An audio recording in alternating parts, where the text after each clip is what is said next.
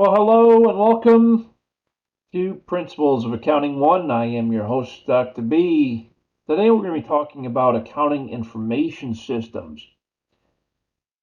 And these accounting information systems have to do with how transactions are managed within a system.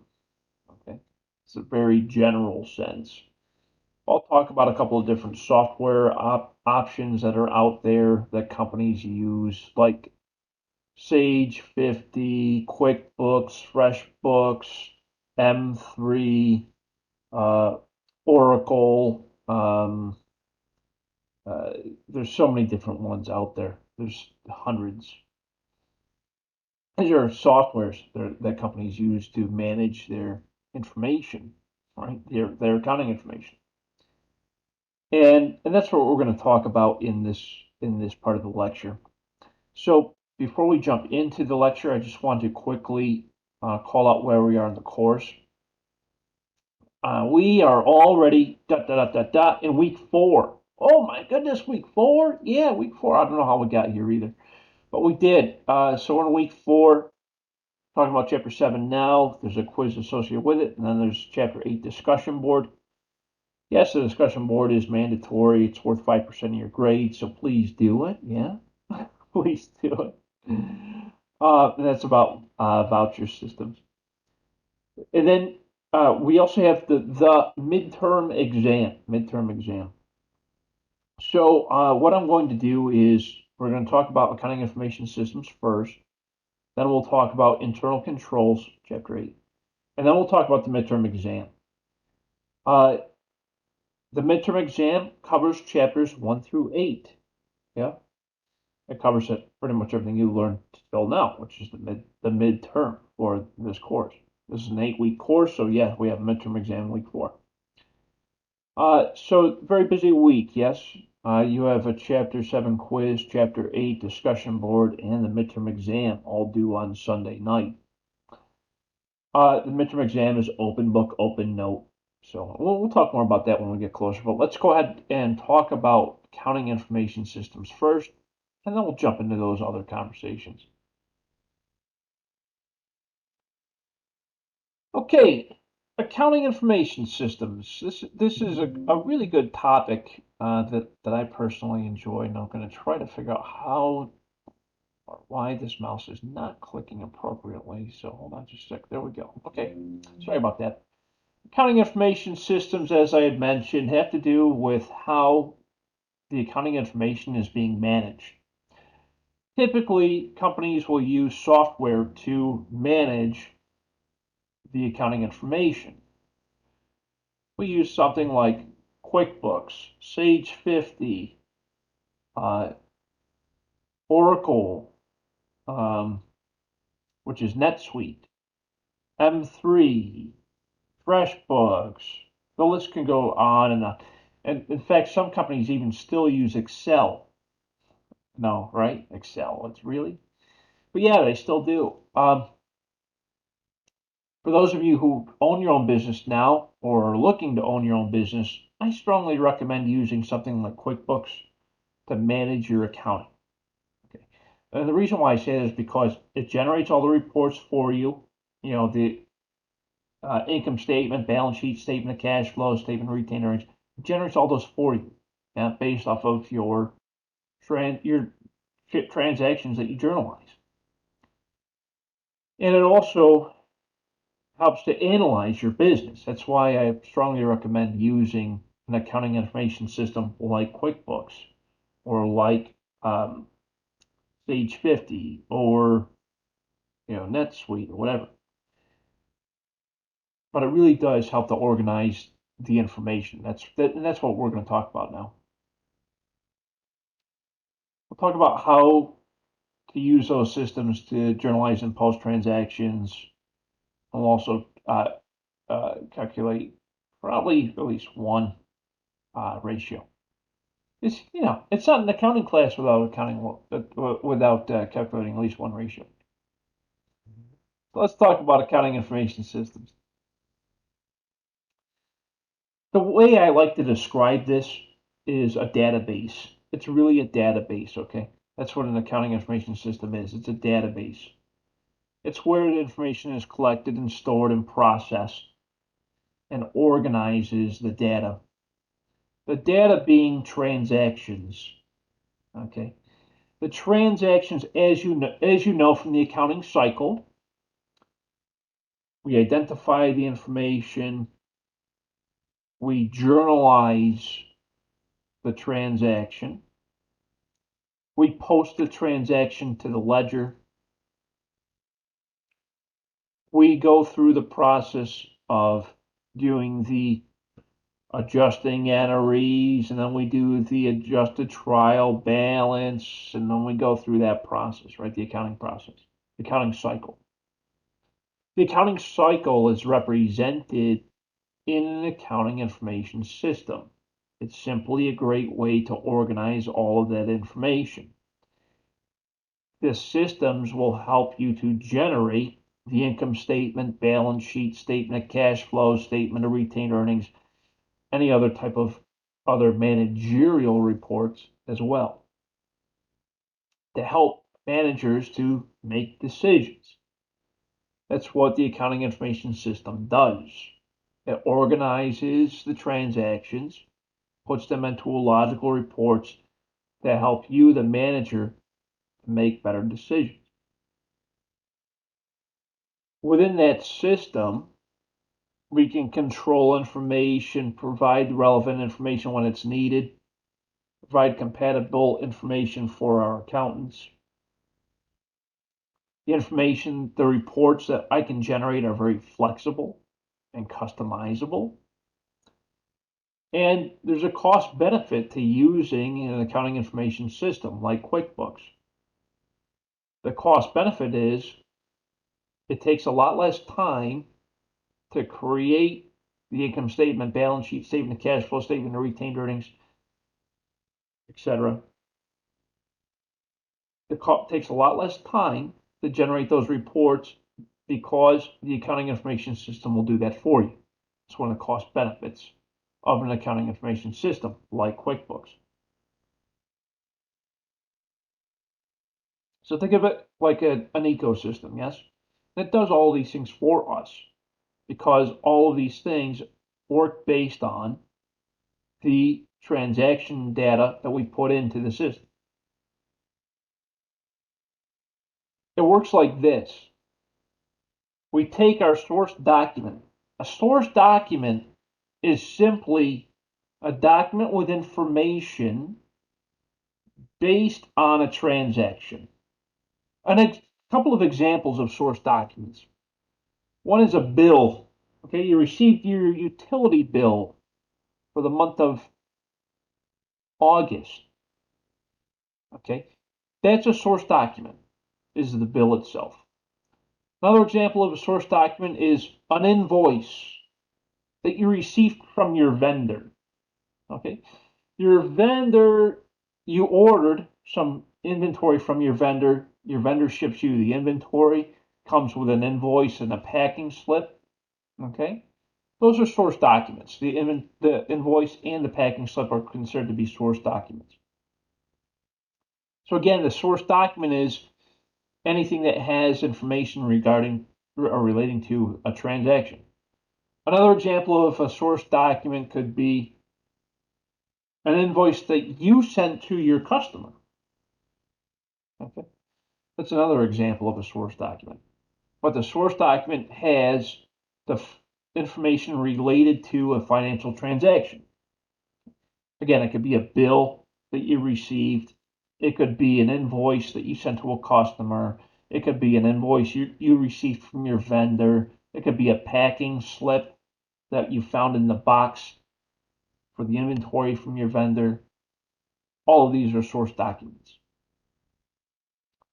We take the source document information and we process it. Okay. The way that we process it is by putting that information into an accounting system, which is something like QuickBooks, Sage 50, NetSuite by Oracle, etc. There's a lot of FreshBooks, whatever. It could even be Excel. But we take the source document information and we put it into our system. We take the date of the document, the amount, who it's being paid to or from, and any other information like an invoice number.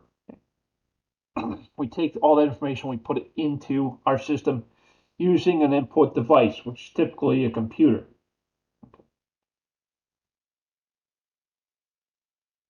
Then the computer processes, the software processes that information. In the process, it takes that information that you put in and it puts it into a form that is accessible. And it helps to generate your income statement, your balance sheet, your statement of cash flows, your statement of retained earnings, and any other internal managerial reports that you'll use to make better decisions. That information is oftentimes stored on the cloud, what we call cloud storage. Cloud storage simply means that we're not keeping the information on our local computer, and I can access it from anywhere using the cloud storage service. An example of that would be using QuickBooks Online. QuickBooks Online is where I personally keep my accounting information because I can access it from anywhere using any computer or any phone. Okay, that's what cloud storage is. Some of you have cloud storage for like your photos. Okay, so like most of us have smartphones and we take a lot of photos, right? You know, it's got to have that Instagram worthy photo. So that photo that you took, okay, oftentimes you have it backed up on your iCloud or your it's on your Google Drive or on your whatever's. That's cloud storage. You can access it from anywhere. You just got to log in and you can find it. Yeah. It's the same exact concept works for accounting information. We can store it on a cloud storage device like a Google Drive or simply on a internet service based system like QuickBooks Online. And that is probably the best way to store information is through the cloud storage. And the reason why I say that is what happens when your computer decides to have a moment and no longer works, and you lost all the information on your hard drive. When that happens with accounting information, you got some problems. You're going to have to rebuild all that stuff. So that's why it's best to keep things on a cloud storage. And with that, I can look at that information again from anywhere on any computer or any other electronic device where I can access that website, which is really cool. That saves us a lot of time and money and effort. And I can share that with people too. I can share that information with my accountant. I can share that information with other people on my accounting team. Yeah. I can share that information with managers. And these people could be anywhere in the world. That's we do that through the output devices. Yeah, output devices are usually computers, cell phones, etc.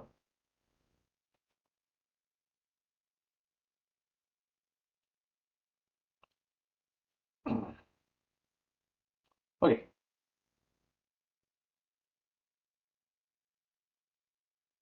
so in our accounting information system database, which is typically something like QuickBooks, Sage 50, NetSuite by Oracle, etc., we enter transactions using journals. These journals are simply individual ledgers. We call these subsidiary ledgers. We have the general journal, which is the whole database. And within the general journal, we have what's called subsidiary ledgers. Subsidiary ledgers are quite simply individual ledgers, or we'll call it classified journals, like a cash journal, a purchases journal, sales journal, etc. These are all specialized. That's why we call them subsidiary. They're subsidiary to the general journal. And so we make journal entries in the accounting information system through subsidiary ledgers.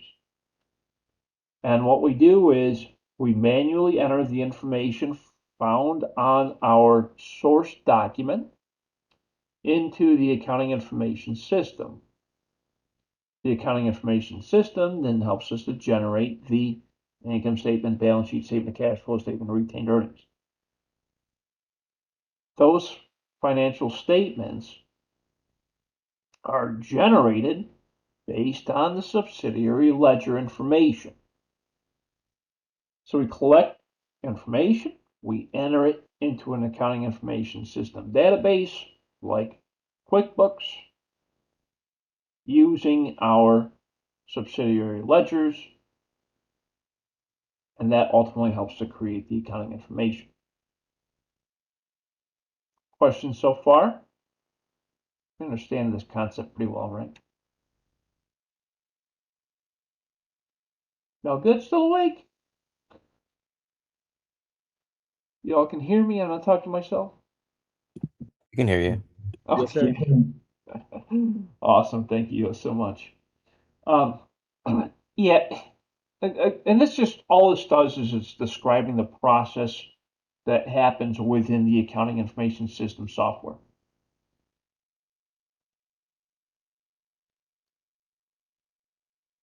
So the way to think about subsidiary accounts is that they're subsidiary to the general ledger. They're individualized, specialized accounts, individualized ledgers, I should say. An example of that would be the accounts receivable ledger. The accounts receivable ledger is a record of all transactions that have happened within accounts receivable, the account, and they reflect the individual amounts due from each customer. So, for example, and as you know, accounts receivable is when we have performed the good or the service, but the customer has not yet paid us. We performed the good or the service, but the customer has not yet paid us. That's accounts receivable. So the accounts receivable ledger shows the transactions based off of accounts receivable. It's in the name. Okay. So an example of this would be we sent the products to our customer. Our customer has not yet paid us, so it generates an accounts receivable. The amount that the customer has not yet paid us is the balance due from the customer. So that information will show up in your accounts receivable ledger. So let's say we sold something to our customer for $90. Customer hasn't paid us yet. They'll pay us within 30 days. So we see a balance for that specific customer of $90 in our accounts receivable ledger. Well, let's say some time goes by, that customer pays us the $90. So we reduce the customer account by the $90. And if any remaining balance, they'll show up on the balance for that customer on the accounts receivable ledger. But both transactions show up on the accounts receivable ledger. The original account creation and then the reduction based off of the payment. They both reflect the balance for that customer. The same can be said with accounts payable. The accounts payable ledger, and as you know, accounts payable is the company has received bills that we have not yet paid, okay, or wages that accrued that we have not yet paid, or et cetera, et cetera. So accounts payable ledger. We owe our vendors. I receive a bill from my electricity for the month of August. I enter that bill into my accounts payable ledger. The account payable is to the electric company, and I owe them $136. All of that information shows up in my accounts payable ledger. Then a few days later, or a few weeks later, I go to pay my $136 bill. I'll reduce the amount I owe to that creditor through the check I issued from the accounting information system. And that information will also show up on my accounts payable ledger. Almost every account is reflected as a subsidiary ledger. Same with cash. For example, I have a cash account. I have a cash ledger. That cash ledger shows all of the uses of cash in the business. So think of subsidiary ledgers as all the individual accounts that we have. And within all of those accounts, the ledger shows all of the individual transactions related to that account. That's what a subsidiary ledger is.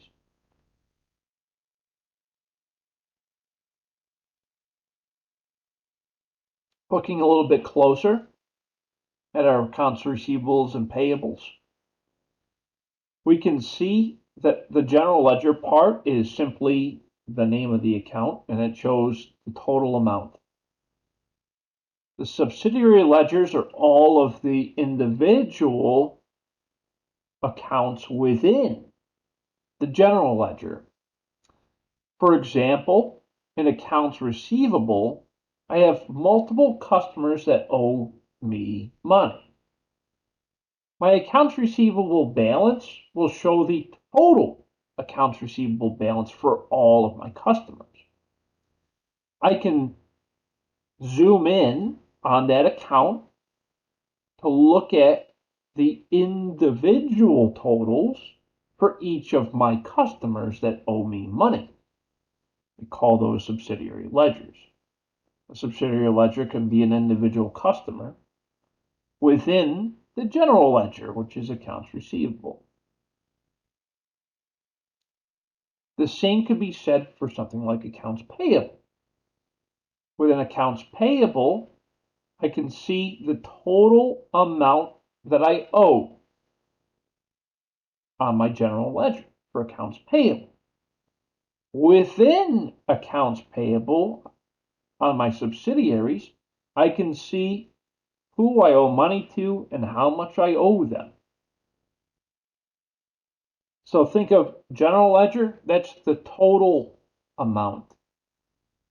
Subsidiary ledgers, individual amounts that equal the total amount within the general ledger. Make sense? Yeah, good. Doing okay? All right. Yes. Awesome. Thank you, thank you, thank you.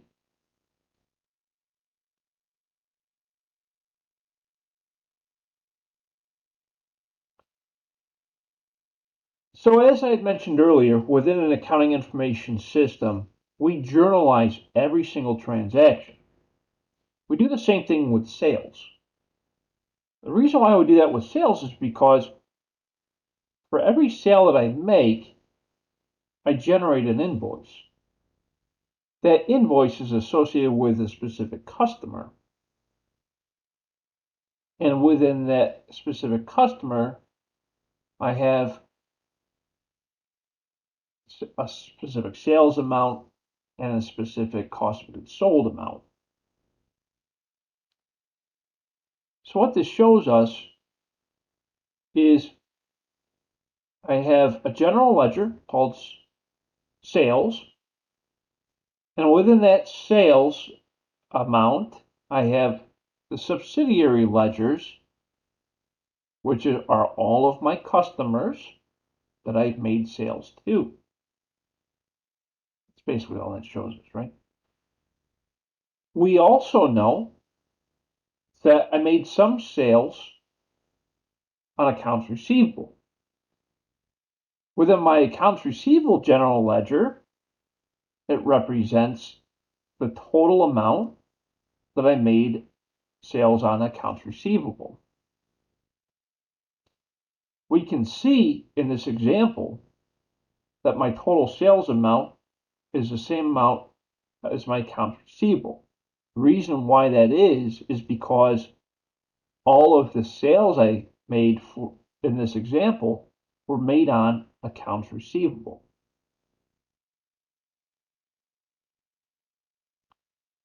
For cost of goods sold, I have a general ledger for cost of goods sold. In this example, $1,500, which is reflected based off of my sales journal. We also see a reduction in my inventory general ledger of $1,500. I sold $1,500 worth of merchandise inventory. So therefore it shows up on my cost of goods sold, and it shows up as a reduction on my inventory. These are my general ledger. So we see how each transaction affects two different accounts, okay, which show up on the general ledger. That's what this information shows.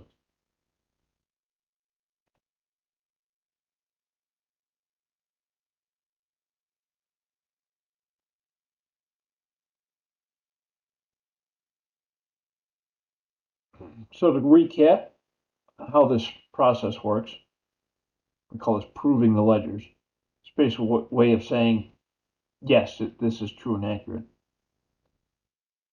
We can take all of our individual customers and add up all of the amounts to equal the total amounts of accounts receivable.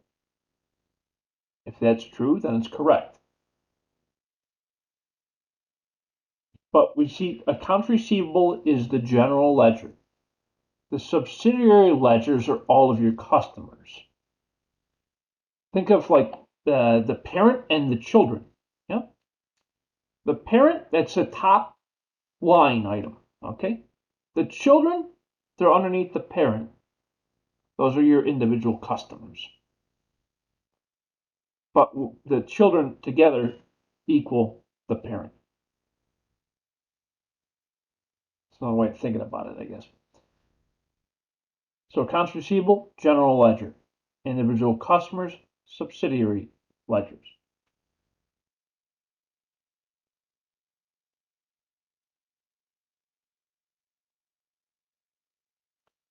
Our general ledgers and subsidiary ledgers can be affected based on other transactions that occur. An example of that would be sales returns and allowances. I think we briefly talked about this last week.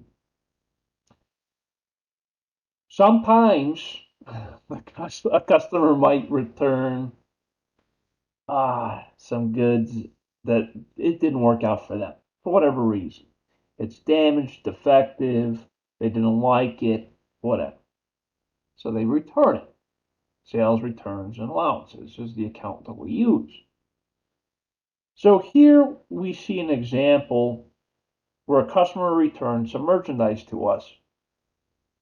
So when that happens, we debit sales returns and allowances by the amount that we sold to them that they're returning.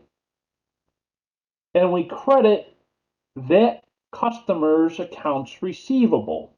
We're reducing that specific customer's accounts receivable by that specific amount. So this customer, Ray Ball, he purchased some stuff from us, didn't work out for whatever reason, so we brought it back. I can't just reduce the general accounts receivable account, the general ledger, because that'll have a negative impact on all of my customers, right? I only want to affect that specific customer. So I select in the accounting information system that specific customer account, accounts receivable, Ray Ball. Accounts receivable is the general ledger. Ray Ball is a subsidiary within the general ledger.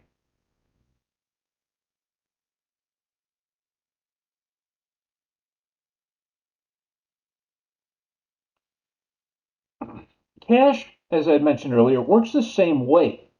Cash has a general ledger. Within the general ledger for cash, I can see all the cash related transactions. That's cash coming into the business, cash going out of the business. The total cash balance, that's the general ledger. Within the cash account, I can see all the subsidiaries. Okay, all of the various transactions that were made with cash. And through this nice graphical representation, you can see the effects of the cash transactions. That's what this shows us. Cash coming into the business, cash going out of the business, etc. But you can see cash, the general ledger. Within the general ledger for cash, we can see all of the cash related transactions.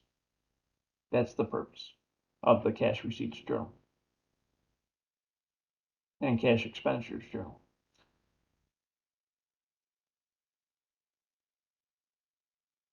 What do I want to show you here? Oh yeah, wanted to show you how the debits and credits balance, right? This is just an example of how the debits and credits balance. Your debits need to equal credits, right? That we know. We learned that back in like chapter 1 or 2. But I want you to understand from this perspective of how the debits and credits balance within a ledger, okay, or a ledger system. We have cash balance, we have a sales discounts balance and cost of goods sold balance, 32,350. Those are on the debit side. The reason why they're on the debit side is because cash, sales discounts, and cost of goods sold normally carry a debit balance. On the credit side, we have accounts receivable, sales, other accounts, inventory. The reason why these show up under the credit column is because we're reducing, except sales is normally carries a credit balance, but accounts receivable and inventory, the reason why those show up under the credit column and not the debit column is because we're reducing accounts receivable and inventory based off of the sales that we made and the receipt of cash. Or we can see how debits equal your credits.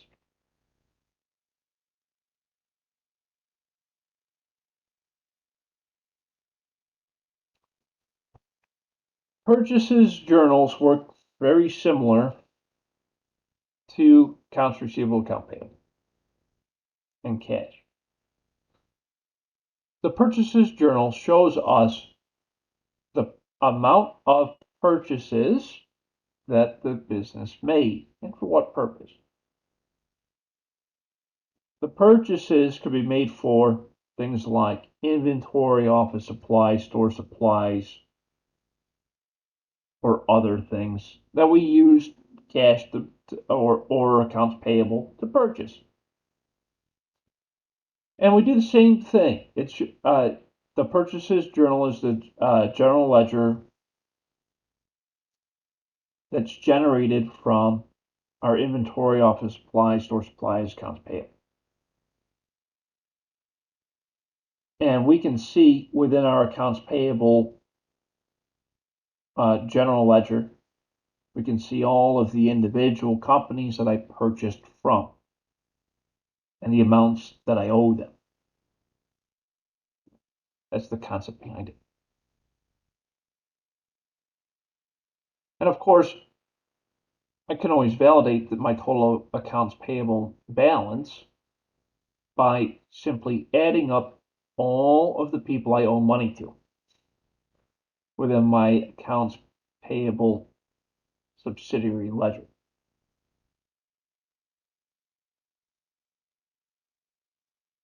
And oftentimes in accounting, we do this just to validate that our balances are correct.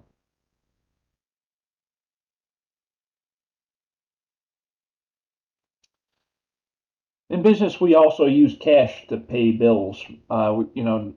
Sometimes we don't use accounts payable for certain things if we didn't. For example, when I was working in the hotel business, we had what's called a petty cash drawer, and we used that to make small purchases, like, oh, I need you to run down to the post office and get some stamps. Oh, I need you to run and get some office supplies, a ream of paper, whatever. So we would use cash for that kind of stuff. And so what we had to do is we take the receipts from our purchases using cash, and we recorded those transactions in our general ledger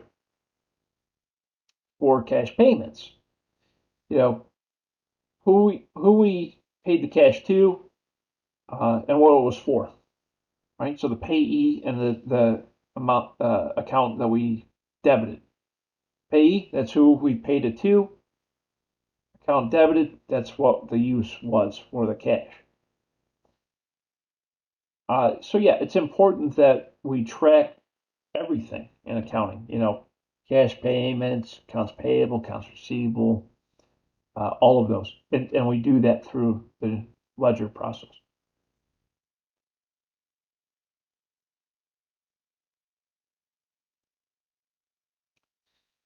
And then, of course, we have our general journal transactions. The general journal transactions are the transactions that we would make for adjustments for the most part. Purchase of property, plant, and equipment is an example using a bank loan, note payable. The receipt of a note receivable from one of our customers that we converted their accounts receivable to a receivable.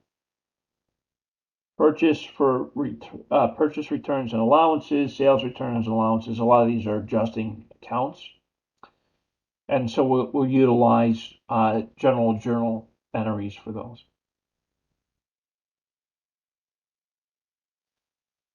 So again, accounting information systems are databases that we use to record, analyze, post, and make decisions for transactions. In most businesses, you'll find that the majority of small businesses in the United States will either use QuickBooks or Sage 50.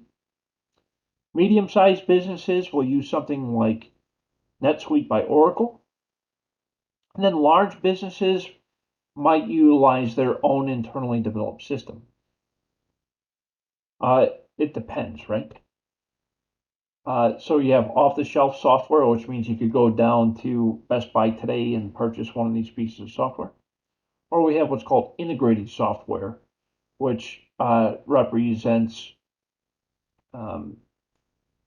their created system. So that's kind of how that works. That's what an accounting information system really is. It's software that helps us to manage, inputting the transactions, analyzing the transactions, making decisions, etc. Also helps us to generate our financial statements.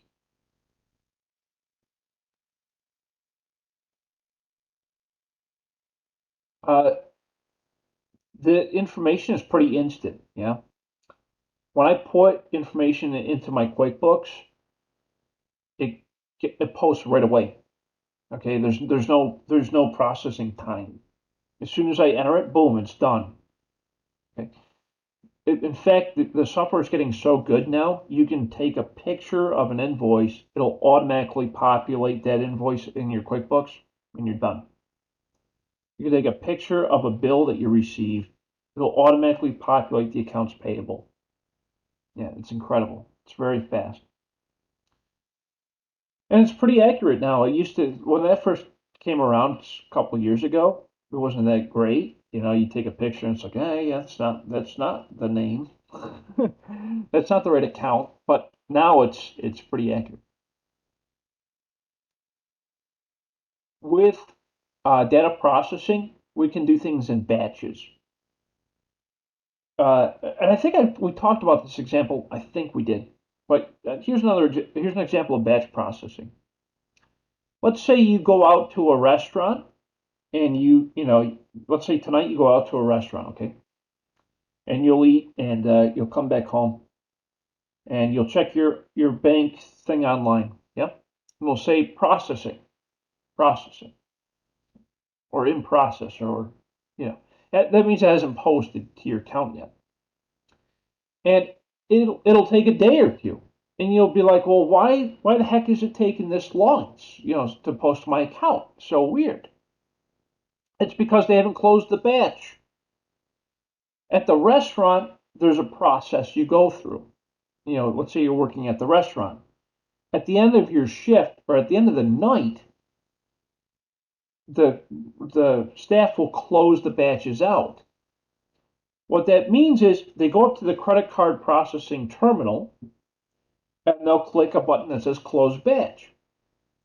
And when they do that, it'll process all of the transactions that happened during that day.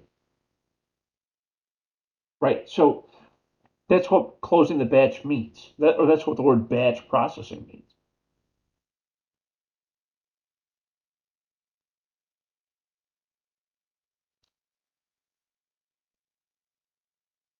In organizations, well, even larger organizations, there might be an office somewhere that handles all the accounting, and all of those computers are connected to a computer network.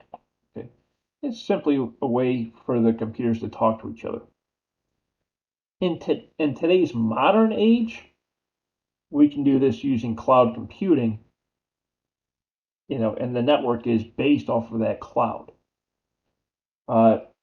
So some of you may have used virtual private networks for your job, or you may have used methods of connecting to databases from anywhere. All of that's based off of computer networks.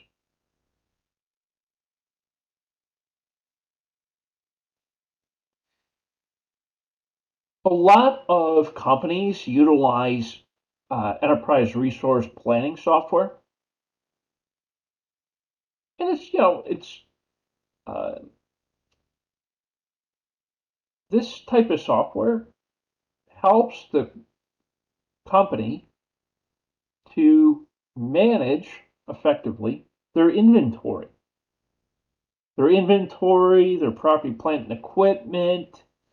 Uh, it helps with the depreciation schedules, etc. Enterprise resource planning software. And really, it helps with the overall operations of the business. And again, the vast majority of companies use this for their inventory management. Think of like a big company like Macy's. How could they possibly manage all of their inventory at all the different stores and see that information in the corporate office? Well, they use ERP, Enterprise Resource Planning software, and that helps to operationalize the business to effectively manage their inventory and their property, plant, and equipment.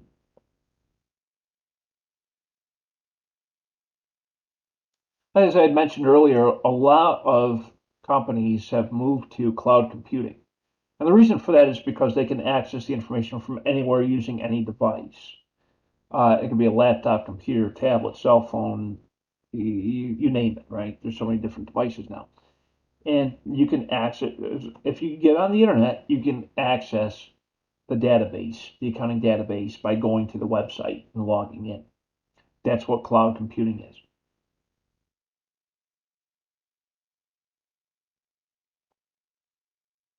So as I promised, we do have uh, um, one ratio that I'd like you to understand. It's called days payable outstanding. This kind of tells us how long it takes for the company to pay their bills. Yeah, it's good information because we need to know how long it takes us to pay our bills. The longer is not good. It's not good when it's longer. We want shorter days. Yeah. The longer it takes for them to pay is usually a sign that they might be struggling to manage their cash flow effectively. Yeah. That's why this is an important ratio. So we take accounts payable amount divided by cost of goods sold. We multiply that by 365 days. Okay, that brings us to the end of our discussion on accounting information systems. Again, I had mentioned that this is a relatively short chapter. Are there any comments, questions, or concerns about accounting information systems at this time? It's all pretty straightforward, yes? Okay, great. I'll go ahead and stop this part of the recording, and then we'll start the next part of our discussion today. Stand by.